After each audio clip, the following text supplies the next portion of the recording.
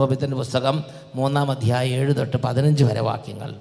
പ്രിയപ്പെട്ട ദൈവമക്കളെ, ഇവിടെ നമ്മൾ വായിക്കുന്നത് ഇങ്ങനെയാണ്.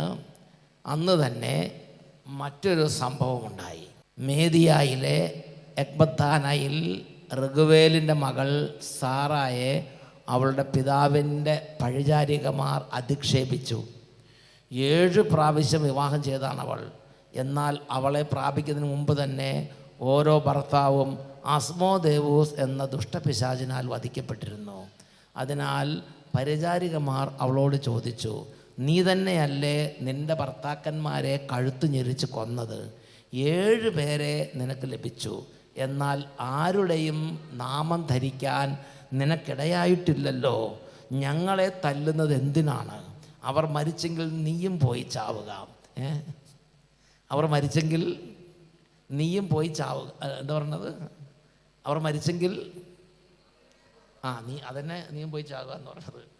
നമ്മുടെ നാടൻ വാക്കിൽ ചിലതൊക്കെ പറയാം അല്ലേ? അവർ മരിച്ചെങ്കിൽ നീയും അവരോടൊപ്പം പോവുക.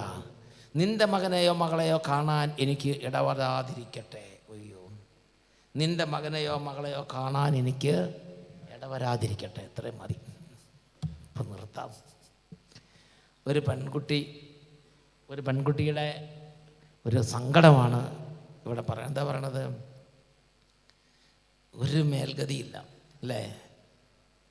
ഒരു നല്ല അപ്പൻ, നല്ല അമ്മ, നല്ല കുടുംബം, അതിനെ കല്യാണം കഴിച്ചു. ആദ്യത്തെ ആൾ കല്യാണം കഴിച്ചു. അധികം ദിവസം കഴിഞ്ഞില്ല, ആ ദിവസത്തിൽ തന്നെ അതിൻ്റെ ഭർത്താവിനെ ഒരു അസ്മോദേവൂസ് എന്ന് പറഞ്ഞൊരു ദുഷ്ടബാധ, ഒരു ദുഷ്ടഭൂതം വന്ന് കഴുത്ത് ഞെരിച്ച് കൊന്നു. ആ ഭർത്താവ് ഇങ്ങനെ കൺമുമ്പിൽ കിടന്ന് പടഞ്ഞ് മരിക്കുന്നത് ആര് കണ്ട്? ഈ കുട്ടി കണ്ടു. പിന്നെ കുറേ കാലം കഴിഞ്ഞു. രണ്ടാമത്തെ ഭർത്താവിനെ ഒരാളെ കെട്ടിച്ചു. കല്യാണം കഴിഞ്ഞ് ഒരു ഭർത്താവ് മരിച്ചാൽ പിറ്റേ ആഴ്ച പോയി കെട്ടിക്കാൻ പറ്റില്ലല്ലോ. അതിൻ്റെ ദുഃഖവും പരിപാടികളെല്ലാം കഴിഞ്ഞ് 1 വർഷം 2 വർഷം കഴിയണം. 2 വർഷം കഴിഞ്ഞ് വേറൊരാളെ കണ്ടുപിടിച്ച് കെട്ടി. അതിനെ ഇതുപോലെ ദുഷ്ടപിശാച് വന്ന് കൊന്നു. അതും പിടഞ്ഞ് മരിക്കുന്നത് കണ്ടു. പിന്നെ ഉടനെ കല്യാണം നടക്കില്ല. കല്യാണം വന്നൊക്കെ മാറിപ്പോകും. പിന്നെ 3-4 വർഷം കഴിഞ്ഞിട്ടാണ് ഒരു കല്യാണം നടക്കുന്നത്. അതിനെ ഇതുപോലെ ഒരു ദുഷ്ടപിശാച് വന്ന് കൊന്നു. അപ്പോൾ നാട്ടിൽ മുഴുവൻ വാർത്തയായി. അവിടേക്ക് ആരും കെട്ടാൻ പോകണ്ട, കെട്ടുന്ന ഭർത്താക്കന്മാരെല്ലാം പിശാച് കൊല്ലും. അങ്ങനെ കൊല്ലുന്നൊരു പിശാച് വീട്ടിലുണ്ട്. അങ്ങനെ ഒരു വീട്ടിലൊരു പിശാച് ഉണ്ടെങ്കിൽ ആ വീട്ടിൽ കെട്ടിച്ചു വിടുമോ? ഇപ്പോൾ തന്നെ കെട്ടിച്ചു വിടാനായിട്ട് ധൈര്യമില്ല. Praise the Lord. അപ്പോൾ പിന്നെ ഇങ്ങനത്തെ പിശാചുകൾ അവിടെ ഉണ്ടെങ്കിൽ സ്ഥിതി എന്താവും? പിന്നെയും കുറേ നാളുകൾ കഴിഞ്ഞു. അവർ നേർച്ചയും കാഴ്ചയും പ്രാർത്ഥനയെല്ലാം കഴിഞ്ഞപ്പോൾ 5-6 വർഷം കഴിഞ്ഞാൽ ഒരു കല്യാണം നടന്നു. അതിനെ ഒരു പിശാച് കൊന്നു. അങ്ങനെ 7 കല്യാണം നടന്നു. 7 ഭർത്താക്കന്മാരെയും ഒരു പിശാച് കൊന്നു. അപ്പോൾ ആ നാട്ടിൽ ഈ വീട്ടുകാരുടെ സ്ഥിതി ചിന്തിച്ച് നോക്ക്. ഈ ഒറ്റ ബന്ധുക്കൾ അങ്ങോട്ട് വരാതെയായി. കാരണം ഭർത്താക്കന്മാരെ മാത്രമേ കൊല്ലുള്ളൂ എന്ന് പിശാച് അവിടെ എഴുതി വെച്ചിട്ടൊന്നുമില്ല. ആരെ വേണമെങ്കിലും കൊല്ലുന്നൊരു പിശാച് അവിടെ ഉണ്ടെന്ന് സർവർക്ക് മനസ്സിലായി. ഹല്ലേലൂയ. ആരെങ്കിലും അബദ്ധവശാൽ വന്നാൽ തന്നെ രാത്രിയാകുന്നതിന് മുമ്പ് ആ വീട്ടിൽ നിന്ന് പോയിക്കോളും. ഒറ്റ മനുഷ്യൻ അവിടെ വന്ന് താമസിക്കുകയില്ല. അവിടെ ഒരു പ്രായമുള്ള അപ്പനുണ്ട്. ഇപ്പോൾ ഈ കുട്ടിയുടെ വയസ്സ് എത്രയായിട്ടുണ്ടാവും? അത് ചിന്തിച്ച് നോക്കി. ഒരു 20-ാമത്തെ വയസ്സിൽ ആദ്യത്തെ കല്യാണം നടന്നു വിചാരിക്കുക. 7 കല്യാണം നടക്കണം. ഒരു കല്യാണം കഴിഞ്ഞ് എങ്ങനെ ഒരു 5-6 വർഷം കഴിഞ്ഞിട്ടാണ് അടുത്തത്. ഈ ദുഃഖവും പരിപാടിയും ചാത്തവും ഇതൊക്കെ കഴിഞ്ഞിട്ട് വേണ്ടേ അടുത്തത് അല്ലേ? പിന്നെ ഈ വരുന്ന കല്യാണമൊക്കെ മുടക്കും. ഒരു കല്യാണാലോചന വന്നു വിചാരിക്കുക. നാട്ടുകാരെത്തി പറയും, ചേട്ടോ മോനെ ഇനിയും കാണണമെന്ന് ആഗ്രഹമുണ്ടോ? ഇത്ര ചോദിക്കുള്ളൂ. കെട്ടിച്ചോ കുഴപ്പമൊന്നുമില്ല, കൊലയ്ക്ക് കൊടുക്കണോ? ഇങ്ങനെയൊക്കെ ചോദിക്കും. ഒരുവിധം അറിയാവുന്ന കുടുംബങ്ങളൊക്കെ മാറിപ്പോകും. പിന്നെ വല്ല ഗൾഫിൽ നിന്നോ വല്ല ദൂരദേശത്തു നിന്ന് വരുന്നവരൊക്കെയാണ് പിന്നെ കല്യാണം കഴിക്കുന്നത്. സമീപത്തുള്ളവർ അറിയുന്നവരാരും കല്യാണം കഴിക്കുകയില്ല. ഹല്ലേലൂയ. എൻ്റെ പ്രിയപ്പെട്ട സഹോദരങ്ങളെ, എങ്ങനെ ഒരു 20-ാമത് വയസ്സ് തുടങ്ങിയ 40 വയസ്സിൻ്റെ ആയിട്ടുണ്ടാവും ഈ കുട്ടിയുടെ പ്രായം. 40-45 വയസ്സായി. ഇനി എൻ്റെ കല്യാണം നടക്കുമോ? വയസ്സ് എത്രയായി? ഇപ്പോൾ ഷുഗർ, കൊളസ്ട്രോൾ, BP, മുടി നരയ്ക്കുക, കണ്ണിന് കാഴ്ച പോവുക. കാരണം ഇതൊക്കെ ആലോചിച്ചിട്ട് കുട്ടിയെ വിഷമം കൊണ്ടേ തന്നെ കണ്ണിൻ്റെ കാഴ്ച പോവുക, അങ്ങനെയുള്ള സാധനമൊക്കെ വരും. പല്ല് കൊഴിയുക. വേറെ ഒന്നും കൊണ്ടല്ല, പ്രായം കൊണ്ടല്ല, ഈ ദുഃഖഭാരം കൊണ്ട്. അങ്ങനത്തെ ദുഃഖഭാരമുള്ള ആളുകൾ ഇതിനകത്തിരിക്കുന്നുണ്ട്. ഭയങ്കര ദുഃഖഭാരമുള്ളവർ. ഈ കുട്ടിക്ക് അതുപോലെ വലിയ ദുഃഖഭാരമായിരുന്നു. ഇനി കല്യാണം നടക്കും. അപ്പനും അമ്മയ്ക്ക് പ്രായമായി. ഈ കല്യാണം നടക്കുമെന്ന് ഉറപ്പില്ല. എല്ലാ തരത്തിലുള്ള ക്ഷീണമുണ്ട് ശരീരത്തിന്, മനസ്സിന് ഭയങ്കര വേദന. ആ കൂട്ടത്തിൽ വീട്ടിൽ വരുന്ന പണിക്കാർ, അടിച്ചു തൂക്കാനൊക്കെ വരുന്നവരുണ്ടല്ലോ, പണ്ട് കാലത്ത് അവർക്ക് കയ്യും കൊപ്പിയും ഇങ്ങനെ നിന്നിരുന്ന ആളുകളാണ്. ഇവരിപ്പോൾ ഇതിനിപ്പോൾ എന്തെങ്കിലും ദേഷ്യം വന്ന് പെട്ടെന്ന് എന്തെങ്കിലുമൊക്കെ പറഞ്ഞാൽ ഉടനെ അവരെന്താ ഷൗട്ട് ചെയ്യണത്? വായിച്ചു നോക്കി 8-ാമത്തെ 9-ാമത്തെ വാക്യം.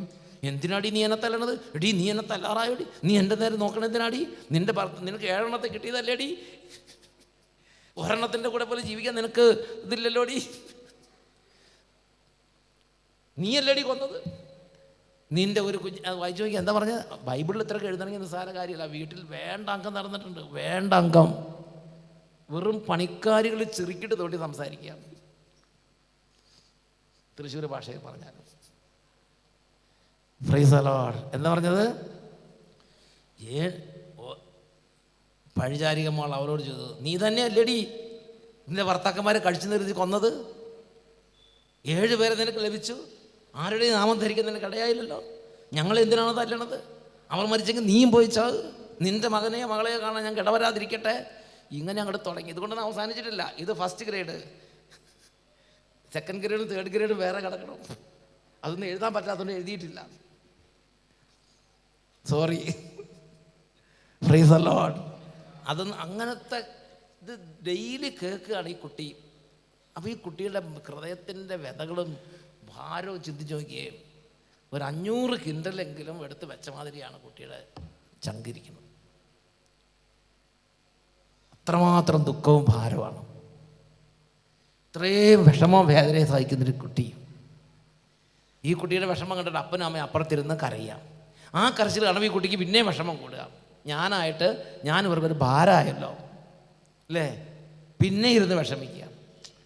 കുട്ടിക്ക് എവിടേക്ക് നോക്കിയാലും ദുഃഖിക്കാനേ വഴിയുള്ളൂ, വേറെ ഒരു വഴിയിൽ സന്തോഷിക്കാനൊരു വഴിയില്ലാത്ത കുട്ടി. ദുഃഖം മാത്രം, എവിടേക്ക് നോക്കിയാലും ദുഃഖം മാത്രം. ബന്ധുക്കൾ വരുമ്പോഴും സഹതാപത്തോടെ തോന്നും, എന്നാലും കുട്ടി പള്ളിയിൽ പോകാൻ പറ്റുമോ? നമ്മുടെ കൂട്ടരല്ലേ. Praise the Lord. വേലക്കാരികൾ ഇങ്ങനെയാണെങ്കിൽ ഇത്തിരി ദേഷ്യമുള്ളവർ പുറത്തേക്ക് ഇറങ്ങി എന്തായിരിക്കും അവരുടെ സംസാരം? എൻ്റെ പ്രിയപ്പെട്ട സഹോദരരെല്ലാം കണ്ടും കേട്ടും പിന്നെ ഓരോരുത്തരും വന്ന് പറയും, ഇത് ഇന്ന വീട്ടുകാർ നിന്നെക്കുറിച്ച് ഇന്ന പറഞ്ഞിട്ടുണ്ട്, ഇത് ഇന്ന വീട്ടുകാർ ഇന്ന ബന്ധു നിന്നെക്കുറിച്ച് ഇങ്ങനെയാണെന്ന് പറഞ്ഞു. അതും കൂടെ കേൾക്കും. അതും കൂടെ കേൾക്കുമ്പോഴുള്ള വിഷമം വേറെ. നമ്മളൊന്നും ചെയ്യാതെ നമ്മൾ കേൾക്കണ കാര്യം നമുക്കറിയാം. എൻ്റെ പ്രിയപ്പെട്ട സഹോദരൻ, അതാണ് അടുത്ത വാക്യം 10 തൊട്ട് 17 വരെ. അടുത്ത വാക്യം വായിച്ചു നോക്കിയേ. ഇതെല്ലാം കേട്ടുണ്ടായ ദുഃഖത്തിൻ്റെ ആധിക്യം, ഇതെല്ലാം കേട്ടുണ്ടായ ദുഃഖത്തിൻ്റെ ആധിക്യത്താൽ തൂങ്ങി മരിച്ചു കളയാമെന്ന് പോലും അവൾക്ക് തോന്നിപ്പോയി. അവൾക്ക് ഞാൻ ഇനി ജീവിക്കണം, ഞാനങ്ങോട്ട് മരിച്ചേക്കാം, ഞാനങ്ങോട്ട് മരിക്കാം. ഇന്ന് ഇതിനകത്തിരിക്കുന്ന ഒരുപാട് പേർക്ക് ചിലപ്പോൾ ഇങ്ങനത്തെ ഒരു പീഡയായിരിക്കാം. ഞാൻ ഇനി ഈ ദുഃഖത്തിൽ എന്തിനു ജീവിച്ചിരിക്കണം, ഞാനങ്ങോട്ട് മരിക്കുകയായിരിക്കും നല്ലത്. ഞാനങ്ങോട്ട് മരിച്ചാൽ ഇവർക്കെല്ലാം ഒരു ആശ്വാസം കിട്ടും. ഇതുപോലെ വേദന. കാരണം എന്താ, എത്ര നാളായി ഇത് തുടങ്ങിയിട്ട്? പ്രാർത്ഥിക്കാഞ്ഞിട്ടാണോ? നല്ല കുടുംബമാണ്, പ്രാർത്ഥിക്കുന്ന കുടുംബമാണ്. എന്തെങ്കിലും ദുഷ്ടത പ്രവർത്തിച്ചിട്ടാണോ? നല്ല കാര്യം മാത്രമേ കുടുംബങ്ങൾ ചെയ്തിട്ടുള്ളൂ. അപ്പൻ്റെ അമ്മയുടെ ദോഷമാണോ? നല്ല പാവപ്പെട്ട അപ്പനും അമ്മയും. ഇത്രയൊക്കെ ആയിട്ട് ആ വേലക്കാരികളെ വെച്ചിരിക്കുന്നുണ്ടല്ലോ വീട്ടിൽ. അത് തന്നെ ഓർത്താൽ മതിയല്ലോ അപ്പൻ്റെ സുഹൃത അറിയണമെങ്കിൽ. ഇക്കറൊക്കെ സ്വന്തം മകളോട് ഇങ്ങനെയൊക്കെ പറഞ്ഞിട്ടും ആ വേലക്കാരികൾ അവർക്ക് വിഷമം വേണമെന്ന് അവരവിടെ വെച്ചോണ്ടിരിക്കുകയല്ലേ, അവരെ പറഞ്ഞു വിടുന്നില്ലല്ലോ. നല്ല അപ്പനും അമ്മയും, ദയയുള്ള അപ്പനും അമ്മയും. എൻ്റെ പ്രിയപ്പെട്ട സഹോദരങ്ങൾ, അങ്ങനെയൊക്കെ ആണെങ്കിലും ശരി, ഇതിന് ഒരു സ്വൈര്യം, സങ്കടത്തിൻ്റെ മേൽ സങ്കടം. വർഷം എത്രയായി ഇതുപോലെ ഇവിടെ ഇരിക്കുന്ന ഒരുപാട് പേര് വർഷം എത്രയായി പ്രാർത്ഥിക്കുന്നുണ്ട്, സിഹോനി പോകുന്നുണ്ട്, ആദ്യ വെള്ളിയാഴ്ച കൂടുന്നുണ്ട്. ബാക്കി എല്ലാവർക്കും ആദ്യ വെള്ളിയാഴ്ച കൂടുമ്പോൾ അനുഗ്രഹം കിട്ടുന്നുണ്ട്, എനിക്ക് മാത്രം അനുഗ്രഹം കിട്ടുന്നില്ല. ഇതെല്ലാം ചിന്തിച്ച് കൂടി ചിലപ്പോൾ ഇങ്ങനെ തോന്നും, വല്ല വണ്ടി ഇടിച്ച് ചാകുമായിരുന്നെങ്കിൽ ആത്മഹത്യ ചെയ്തെന്നുള്ള ഇതില്ലാതെ പോകുമായിരുന്നു ഇവിടെ നിന്ന്. ചിലർക്ക് തോന്നുന്നു ഒരു കയറെടുത്ത് തൂങ്ങിച്ചത്തേക്കാന്ന് തോന്നും.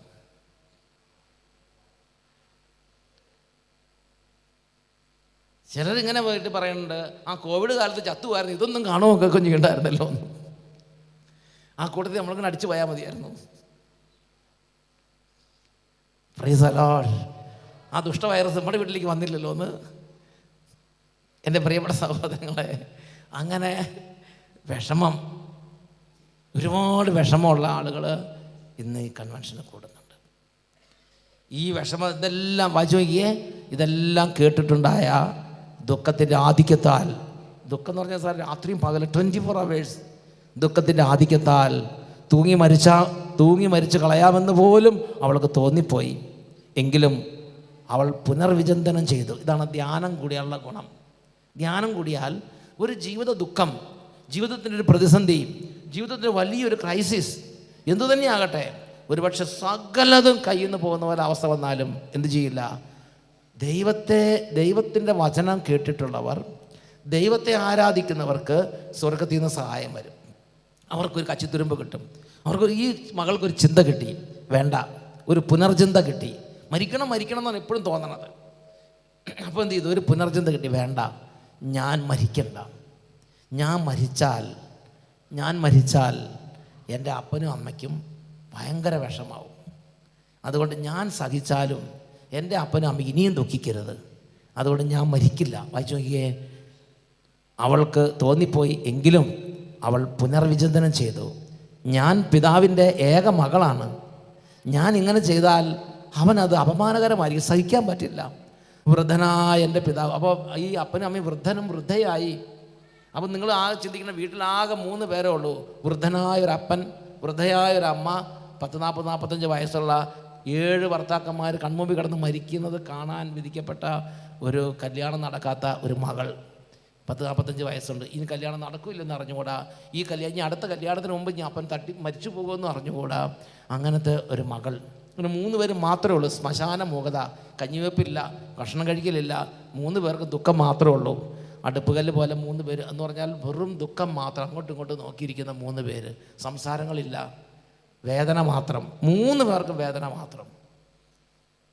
നമ്മുടെ കൂടെ ഇച്ചിരിയെങ്കിലും വെച്ചല്ലേ, വല്ലപ്പോഴൊക്കെ ഒരു സംസാരിക്കില്ലേ, ഇച്ചിരിയെങ്കിലും ഒരു ചിരി, വല്ലപ്പോഴും ആഴ്ച ഒന്നെങ്കിലും, മാസത്തിൽ ഒന്നെങ്കിലും ഒരു ചിരി. ഇവിടെ അങ്ങനെയല്ല. 3 പേര് അവരെ കണ്ടാൽ നമ്മളെ ശക്തി പോകും. എന്ത് പറഞ്ഞ് ആശ്വസിപ്പിക്കും? ആരഞ്ഞ് വരും അവരോടേക്ക് പറഞ്ഞ് ആശ്വസിപ്പിക്കും? വാക്കുകളില്ല. ആര് വരും? എൻ്റെ പ്രിയപ്പെട്ട സഹോദരങ്ങളെ, അപ്പോൾ ഈ മകള് ആദ്യം തോന്നി അങ്ങോട്ട് മരിച്ചങ്ങോട്ട് എല്ലാം അവസാനിപ്പിക്കാമെന്ന്. പിന്നെ പുനർവിചിന്തനം ചെയ്തു. ഈ അപ്പൻ്റെ അമ്മയുടെ മനസ്സിന് വീണ്ടും അത് വേദനയാവും. അല്ലാതെ തന്നെ അവരാവശ്യത്തിൽ കൂടുതൽ സഹിച്ചിട്ടുണ്ട്. അതുകൊണ്ട് അവൾ പുനർവിചിന്തനം ചെയ്തു. ഇതാണ് വചനം കേട്ട മക്കൾ വീട്ടിലുണ്ടെങ്കിൽ ആപത്ത് സമയത്ത് വചനം അവരെ സഹായിക്കും, അവരെ ബലപ്പെടുത്തും. അപ്പനും അമ്മയ്ക്ക് ഒരൊറ്റ വാക്കുകൊണ്ട് പോലും ബലപ്പെടുത്താൻ കഴിയാത്ത കാലങ്ങൾ വരും. ഒരക്ഷരം നിങ്ങൾ സംസാരിക്കാൻ ഒരക്ഷരം വാക്ക് കിട്ടാത്ത കാലങ്ങൾ വരും. എന്നാൽ ചെറുപ്പത്തിലെ വചനം കേൾപ്പിച്ചാൽ ആ വചനം ഉള്ളിൽ കിടക്കണുണ്ടാവും. ഉള്ളിൽ കിടക്കുന്ന വചനം ആ സമയത്ത് കുട്ടികളോട് സംസാരിക്കും. ഉള്ളിൽ കിടക്കുന്ന വചനം പ്രതിസന്ധിയുടെ സമയത്ത് നമുക്ക് ജീവൻ തരും, നമുക്ക് ഉന്മേഷം തരും. എൻ്റെ പ്രിയപ്പെട്ട സഹോദരങ്ങളെ, ഇപ്പോൾ എന്താ സംഭവിക്കുന്നത് വായിച്ചു നോക്കിക്കേ. അവൾ പുനർവിചിന്തനം ചെയ്തു. ഞാൻ പിതാവിൻ്റെ ഏക മകളാണ്. ഞാനിങ്ങനെ ചെയ്താൽ അവനത് അപമാനകരമായിരിക്കും. വൃദ്ധനായ എൻ്റെ പിതാവ് വേദന കൊണ്ട് ഹൃദയം പൊട്ടി മരിക്കും. അവൾ കിളിവാതിലിൻ്റെ അടുത്ത് നിന്ന് പ്രാർത്ഥിച്ചു. അതാണ് ദൈവവചനം അവളെ പ്രാർത്ഥനയ്ക്ക് പ്രചോദിപ്പിച്ചു. അവൾ എന്ത് ചെയ്തു? അവൾ പതിവ് പോലെ അവൾ കിളിവാതിലിൻ്റെ അടുത്തേക്ക് പോയി. അവർ സ്വർഗസ്ഥനായ ദൈവത്തിൻ്റെ മുമ്പിൽ അവൾ പ്രാർത്ഥിച്ചു. വായിച്ചു നോക്കിയേ, അവൾ കിളിവാതിലിൻ്റെ അടുത്തേക്ക് പോയി അവിടെ നിന്ന് എന്താ പ്രാർത്ഥിച്ചത്? തുടർന്ന് അവളുടെ പ്രാർത്ഥനയാണ്. വായിച്ചു നോക്കിക്കേ. എൻ്റെ ദൈവമായ കർത്താവേ, വേദനയോടുള്ള വിളിയാണ്. എൻ്റെ ദൈവമായ കർത്താവേ, അങ്ങ് വാഴ്ത്തപ്പെട്ടവനാകട്ടെ. പരിശുദ്ധവും സംപൂജ്യവുമായ അങ്ങയുടെ നാമം എന്നെന്നും സ്തുതിക്കപ്പെടട്ടെ. എല്ലാ സൃഷ്ടികളും അവിടുത്തെ എന്നെന്നും വാഴ്ത്തട്ടെ. എൻ്റെ ദൃഷ്ടികളും മുഖവും അങ്ങയുടെ നേരെ തിരിഞ്ഞിരിക്കുന്നു. എന്നെ ഈ ഭൂമിയിൽ നിന്ന് മോചിപ്പിക്കണമേ. ഞാൻ ഇനി അധിക്ഷേപങ്ങൾ കേൾക്കാൻ ഇടവരാതിരിക്കട്ടെ. കർത്താവേ, ഞാൻ പുരുഷന്മാരുമായി പാപം ചെയ്തിട്ടില്ലെന്ന് അവിടത്തേക്ക് അറിയാമല്ലോ. ഈ പ്രവാസത്തിൽ എൻ്റെയോ പിതാവിൻ്റെയോ പേരിന് ഞാൻ കളങ്കം വരുത്തിയിട്ടില്ല. പിതാവിൻ്റെ ഏകജാതയാണ് ഞാൻ. അവകാശിയായി അവന് വേറെ മക്കളില്ല. എനിക്ക് ഭർത്താവാകുവാൻ അവന് ഉറ്റവനോ ഉടയവനോ ഇല്ല. ഒറ്റവരുടെ മകനോ ഇല്ല. എൻ്റെ 7 ഭർത്താക്കന്മാർ മരിച്ചു. ഇനി ഞാൻ എന്തിന് ജീവിക്കണം? ഞാൻ ജീവിക്കണമെന്നാണ് അവിടുത്തെ ഹിതമെങ്കിൽ എന്നെ കാരുണ്യപൂർവ്വം കടാക്ഷിക്കണമേ. ഇനി അധിക്ഷേപങ്ങൾ കേൾക്കാൻ ഇടവരാത്ത വിധം എനിക്ക് മാന്യത നൽകണമേ. ഒരു നിലവിളിയാണ്. ഹല്ലേലൂയ. എല്ലാവരും ഒന്ന് ചേർന്ന് വായിച്ചേ, ഒരുമിച്ച് വായിച്ചേ. ഇനി അധിക്ഷേപങ്ങൾ കേൾക്കാൻ ഇടവരാത്ത വിധം എനിക്ക് മാന്യത നൽകണമേ. കുറച്ചും കൂടെ ഉറക്കെ വായിക്കാം. ഇനി അധിക്ഷേപങ്ങൾ കേൾക്കാൻ ഇടവരാത്ത വിധം എനിക്ക് മാന്യത നൽകണമേ. Price the Lord. ഹല്ലേലൂയ. പ്രിയപ്പെട്ട സഹോദരങ്ങൾ, അന്ന് തന്നെ ഈ പ്രാർത്ഥന ദൈവസന്നിധിയിലേക്ക്, അത് ഹൃദയം നുറുങ്ങിയുള്ള പ്രാർത്ഥനയാണ്. അന്ന് തന്നെ സ്വർഗത്തിൽ നിന്ന് അതിന് ഉത്തരവുണ്ടായി. ഉടനെ സ്വർഗത്തിൽ നിന്ന് റാഫേൽ മാലാഖ പുറപ്പെട്ടു.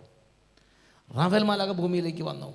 ഭൂമിയിൽ വന്ന് തോബിത്തിൻ്റെ മകൻ കൊച്ചു തോബിയാസിനെ അവിടെ നിന്ന് കൊണ്ടുവന്നു. ഈ കൊച്ചു തോബിയാസ് ഒരു മത്സ്യത്തിൻ്റെ ചങ്കും കരലും എടുത്ത് കൊണ്ടുവന്നു. ഈ വീട്ടിൽ മത്സ്യത്തിൻ്റെ ചങ്കും കരലും പുകച്ചു. അപ്പോൾ എന്ത് ചെയ്തു? ഈ ദുഷ്ടഭൂതം, അസ്മോദേവസ് എന്ന് പറഞ്ഞ ദുഷ്ടഭൂതം അവിടെ നിന്ന് ഇറങ്ങി ഓടി. അതിനെ ദൂതന്മാർ ബന്ധിച്ച് അതിനെ എന്നേക്കുമായിട്ട് തടവിൽ പൂട്ടി. എൻ്റെ പ്രിയപ്പെട്ട സഹോദരങ്ങളെ, പിന്നീട് ഈ മകളുടെ കല്യാണം നടന്നു. കടങ്ങളൊക്കെ മാറി, അവസ്ഥ മാറി. ആ വീട്ടിൽ ചിരിയായി, സന്തോഷമായി, കല്യാണം നടന്നു, മക്കളായി, തലമുറകളായി. ആ കുടുംബത്തിൻ്റെ അന്ധകാരം നീങ്ങിപ്പോയി. മരണത്തിൻ്റെ താഴ്വരയിരുന്ന കുടുംബം സന്തോഷം കൊണ്ട് നിറഞ്ഞു. ദുഃഖത്തിൻ്റെയും വിലാപത്തിൻ്റെയും ആ അവസ്ഥ മാറി. സ്തുതിയുടെ മേലങ്കി കർത്താവ് ആ കുടുംബത്തിന് നൽകി. സ്തുതിയുടെ മേലങ്കി നൽകി. ഒന്ന് ഉച്ചത്തിൽ പറഞ്ഞ് ഹല്ലേലൂയ, ഹല്ലേലൂയ. വിലാപത്തിൻ്റെ വസ്ത്രം കർത്താവ് അഴിച്ചു മാറ്റി സ്തുതിയുടെ മേലങ്കി കർത്താവ് നൽകി. ആദ്യ വെള്ളിയാഴ്ചകളിൽ കർത്താവ് ഇവിടെ വന്ന് കരയുന്ന അനേകം കുടുംബങ്ങളിൽ അവർക്ക് ചെയ്തു കൊടുക്കുന്ന ഒരു കാര്യം, വിലാപത്തിൻ്റെ വസ്ത്രം അഴിച്ചു മാറ്റി സ്തുതിയുടെ മേലങ്കി കൊടുത്ത് കർത്താവ് അനുഗ്രഹിക്കുന്നത് കണ്ടിട്ടുണ്ട്. അവർക്ക് പറഞ്ഞ് ഹല്ലേലൂയ. എല്ലാ ബുധനാഴ്ചയും ഹോളി സ്പിരിറ്റ് ഈവനിങ് എന്ന് പറഞ്ഞൊരു ശുശ്രൂഷയുണ്ട്. ആ ശുശ്രൂഷയെ പങ്കെടുക്കുന്നവർക്കും അങ്ങനെ തന്നെയാണ്. സൗത്ത് ആഫ്രിക്ക എന്നൊരു കുടുംബം പറഞ്ഞില്ലേ, അവർക്ക് വിഷമമായിരുന്നു, പ്രതിസന്ധിയായിരുന്നു. അവരുടെ വിലാപത്തിൻ്റെ ആ വസ്ത്രം മാറ്റി അവർക്ക് സ്തുതിയുടെ മേലങ്കി കൊടുത്തു. ദൈവത്തെ ആരാധിക്കാനുള്ള കൃപയും കൊടുത്തു. ഇന്ന് ഇവിടെ വന്നിരിക്കുന്നവർ നിലവിളിക്കണം, എൻ്റെ കർത്താവേ, ഒരുപാട് പ്രതിസന്ധിയിലൂടെയാണ് കടന്നു പോകുന്നത്. ഇനി അധിക്ഷേപം. അപ്പോൾ നമ്മുടെ ജീവിതത്തിൽ ഒരു പ്രതിസന്ധി ഉണ്ടായാൽ, ഒരു പ്രശ്നം ഉണ്ടായാൽ അവിടെ നമ്മൾ കോംപ്രമൈസ് ചെയ്യരുത്. പാപത്തോട് കോംപ്രമൈസ് ചെയ്യരുത്. നമ്മൾ വേറെ ഏതെങ്കിലും ശക്തികളോട്, ലോകത്തിൻ്റെ ശക്തികളോട് കോംപ്രമൈസ് ചെയ്യരുത്. രാഷ്ട്രീയ നേതാക്കന്മാരോട് പോയി കോംപ്രമൈസ് ചെയ്യരുത്. നിങ്ങൾ പെട്ടെന്ന് പോയി കീഴടങ്ങരുത്. ഒരു ശക്തിക്ക് നിങ്ങൾ പെട്ടെന്ന് കീഴടങ്ങരുത്. നിങ്ങൾ പറയണം, ഞാൻ ആരാധിക്കുന്ന എൻ്റെ ദൈവം ജീവിക്കുന്നുണ്ട്. ഞാൻ കേട്ടിരിക്കുന്ന ഓരോ വചനങ്ങളും സത്യദൈവത്തിൻ്റെ വചനങ്ങളാണ്. ആ വചനത്തിന് ശക്തിയുണ്ട്. ഞാൻ പ്രാർത്ഥിക്കുന്ന ഓരോ പ്രാർത്ഥനയ്ക്കും ശക്തിയുണ്ട്. ഞാൻ ജീവിക്കുന്ന ദൈവത്തെയാണ് ആരാധിക്കുന്നത്. ഒരു ശക്തിക്കും കീഴടങ്ങരുത്. ജീവിക്കുന്ന ദൈവത്തെ ആരാധിക്കുക. സാത്താൻ പറയും, നീ ഇത്രയും കാലം പ്രാർത്ഥിച്ചതല്ലേ, ഇനി ഈ പ്രാർത്ഥനയ്ക്ക് നിനക്ക് എന്ത് സഹായം കിട്ടി? എന്ത് സഹായം നിനക്ക് കിട്ടി? ഈ കുട്ടിയുടെ തന്നെ ചിന്തിച്ചു, എത്രമാത്രം വലിയ പ്രതിസന്ധിയായിരുന്നു ആ കുട്ടിക്ക്, അല്ലേ? എന്തുമാത്രം പ്രതിസന്ധിയായിരുന്നു. സാത്താൻ എന്തൊക്കെ പറഞ്ഞിട്ടുണ്ടാവും. നീ 7 കല്യാണം കഴിച്ചു, ഒരെണ്ണത്തെ പോലെ ബാക്കി വെക്കാൻ നിൻ്റെ ദൈവത്തിന് ശക്തി എവിടെ? നിൻ്റെ ദൈവത്തിന് ശക്തി ഉണ്ടെങ്കിൽ ഇപ്പോൾ കാണണ്ടല്ലേ? ഈ കുട്ടിയുടെ അപ്പനെ അമ്മേനെയും പിശാച് എത്ര പീഡിപ്പിച്ചിട്ടുണ്ടാവും. നിൻ്റെ ദൈവത്തിന് ശക്തി ഉണ്ടെങ്കിൽ എൻ്റെ മകളുടെ കണ്ണുനീര് ദൈവത്തിന് കണ്ടുകൂടെ? ഈ ദൈവം ഇങ്ങനെ ഈ കണ്ണുനീരിൽ പോകുമ്പം നിൻ്റെ ദൈവം എവിടെ? നീ ചെറുപ്പം തൊട്ട് പ്രാർത്ഥിക്കുന്നതാണല്ലോ, നീ കാരുണ്യമുള്ള മനുഷ്യനാണല്ലോ, നീ എല്ലാവരോടും കരുണ കാണിക്കുന്നതല്ലേ, നിൻ്റെ ദൈവത്തിന് എന്നോട് കരുണ കാണിക്കാൻ പറ്റില്ലേ? ഇങ്ങനെ ദൈവത്തിന് എതിരായിട്ട് ഈ കുട്ടിയുടെ അപ്പൻ്റെ അമ്മയുടെയും മനസ്സിലും ഈ കുട്ടിയുടെ മനസ്സിലും നിരന്തരം ദൈവത്തിനെതിരായിട്ട് തോന്നിച്ചോണ്ടിരിക്കും, അല്ലേ? തോന്നിപ്പിക്കില്ലേ? ഇതൊന്നും ഉണ്ടാകാതെ തന്നെ നമ്മുടെ മനസ്സിൽ എന്തൊക്കെ നടക്കുന്നത് നമുക്കറിയാം. അവർക്ക് പറഞ്ഞ ഹല്ലേലൂയ. ഇത് 1-2 ദിവസമൊന്നുമല്ല, നീണ്ട പതിറ്റാണ്ടുകൾ ഇതാണ് ക്രൈസിസ്. അപ്പോൾ ആ കുട്ടി ദൈവത്തോട് പ്രാർത്ഥിക്കുന്നതാ, എൻ്റെ പിതാക്കന്മാരുടെ ദൈവം വാഴ്ത്തപ്പെട്ടവനാകട്ടെ. കുട്ടിയുടെ അനുഭവം എന്താ? ഈ പിതാക്കന്മാരുടെ ദൈവത്തിൻ്റെ, പിതാവിൻ്റെയും അമ്മയുടെയും ഒക്കെ അനുഭവം കണ്ണുനീര് തന്നെ, കണ്ണുനീര്, വേദന തന്നെ വേദന. പക്ഷെ പിശാചിൻ്റെ ഉപദേശത്തിന് കീഴ്പ്പെട്ടില്ല. ആ കുട്ടി ദൈവത്തെ വാഴ്ത്തി. എന്താ വാഴ്ത്തിയത്? വായിച്ചു നോക്കി. എൻ്റെ ദൈവം എന്നെന്നും സ്തുതിക്കപ്പെടട്ടെ എന്നൊക്കെ പറഞ്ഞേ ഹല്ലേലൂയ, ഹല്ലേലൂയ, ഹല്ലേലൂയ. അതുകൊണ്ട് ഒരു ശക്തിക്കും കീഴടങ്ങരുത്, ഒരു തിന്മയ്ക്കും നമ്മൾ കീഴടങ്ങരുത്. നമ്മൾ എന്ത് ചെയ്യണം?